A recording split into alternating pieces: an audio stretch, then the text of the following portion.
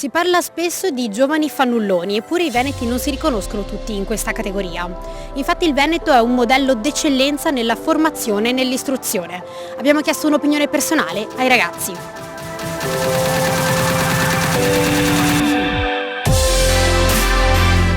Io studio e lavoro e voglio dire, riesco a coniugare benissimo queste due cose e vedo che molti altri miei compagni di studi, comunque che hanno scelto percorsi affini o anche altre facoltà, si spaccano in quattro dalla mattina alla sera per riuscire a portarsi a casa quello di cui vivere, con cui pagarsi gli studi. Sono completamente d'accordo. Tutti d'accordo? Ma sì e a volte no. Diciamo che c'è bisogno di lavorare, quindi molto meglio quello, direi. Fare di tutte le erbe un fascio secondo me non è giusto, perché a mio parere, almeno nel mio caso, io avevo voglia di andare avanti, che ne so, a studiare, però non avevo la possibilità economica, per dire, perché chi ha possibilità economica non ha voglia di studiare, anche se ha la possibilità di farlo, però magari c'è gente che è capace, però non può permetterselo per problemi economici.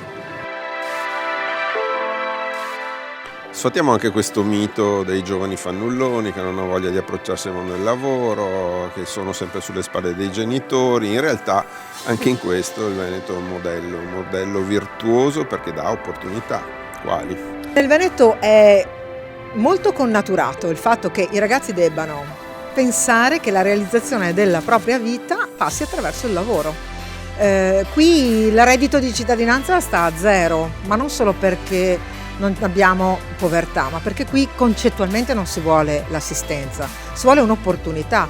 Qui abbiamo avuto un altissimo numero di start-up, certo molte falliscono, ma perché non sono accompagnate magari da un business plan, non sono accompagnati da strumenti e da strutture, ma i nostri ragazzi hanno una grande voglia di lavorare.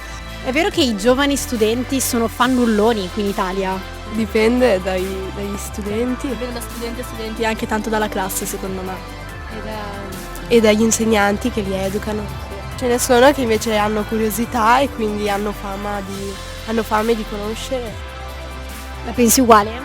Io sì, la penso uguale, mi considero abbastanza una studiatrice perché ci tengo, perché comunque la scuola secondo me è il nostro futuro.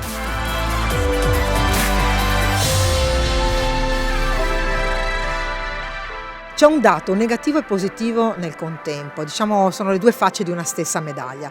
La provincia in cui è più alto il numero d'Italia, in cui è più alto il numero di partenze è la provincia di Vicenza. Un tempo era il sud depauperato dalle proprie intelligenze. Qui sono i ragazzi vicentini che hanno voglia, hanno quello spirito di avventura tipico dei loro padri, e io sono certa che molti vanno e torneranno. Io non penso che quando si fa un'esperienza all'estero l'unica prospettiva sia l'estero. Certo, dobbiamo aiutarli a tornare, perché quello che oggi va fatto in termini di sviluppo di un progetto economico è di dire: questo è un territorio fertile.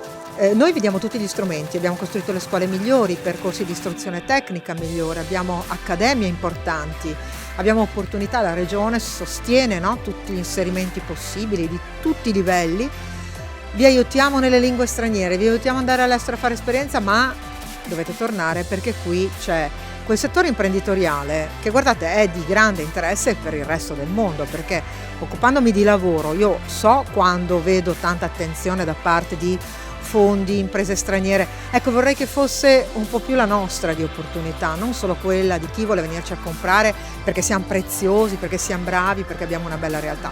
Allora a questi ragazzi belli e coraggiosi dico: vi abbiamo dato tutte le opportunità, andate all'estero, imparate e tornate indietro.